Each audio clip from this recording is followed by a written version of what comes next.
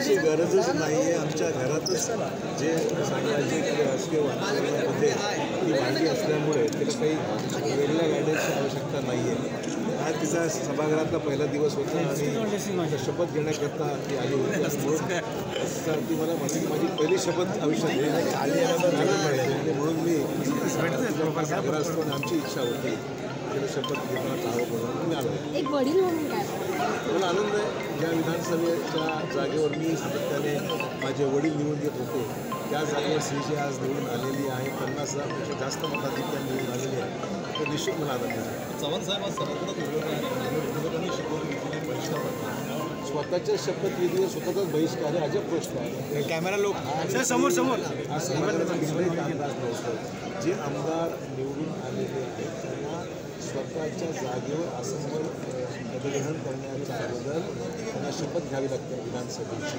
ज्या जनतेने त्यांना निवडून दिलेला आहे त्यांचा घोर अपमान आहे. म्हणजे हा काही कामकाजाचा भाग नव्हता. स्वतःची शपथ त्यांना घ्यायची होती. स्वतःच्या शपथविधीवर स्वतःचाच बहिष्कार ते अजब आहे.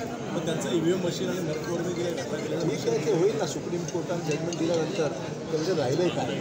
मुद्दा एवढाच आहे की आज कुठला तरी विषय त्यांना घ्यायचा आहे. विधानसभेच्या अध्यक्षाची निवड परवा त्या अध्यक्ष निवडमध्ये का निवडून कोणी येऊ शकत नाही. बहुमत आमच्याकडे आहे आणि त्यामुळे मग काहीतरी निमित्त पाहिजे होते म्हणून आज हा सगळा पदार्थ केलेला आहे. चव्हाण साहेब, अजित पवार यांना काल क्लीन चिट देण्यात आलेली आहे. विरोधक जे आहेत ते त्याच्यावर टीका करतायत.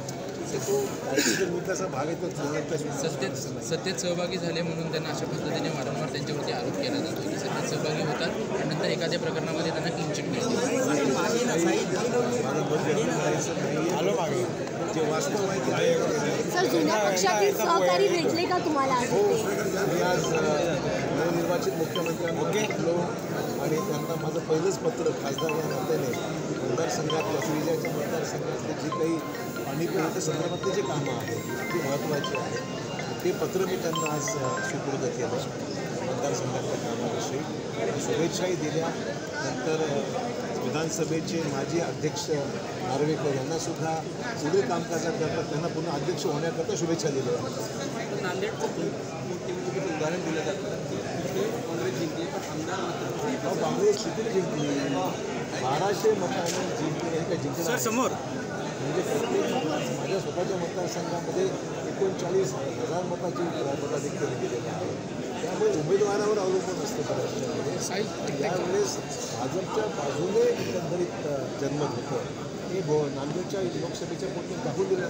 सर, बहुतेक आमदारांनी संस्कृतमध्ये शपथ घेतली, काही नियोजन होतं का? मला सांगायची गरज नाही. जे चाललं बरं चाललं त्यांचं असंच चालत राहावं त्यांचं. सर, भाजपच्या बहुतेक आमदारांनी संस्कृतमध्ये शपथ घेतली, काही नियोजन होतं, काही ठराव केला होता? प्रत्येकाचा व्यक्तिगत चॉईस आहे हा.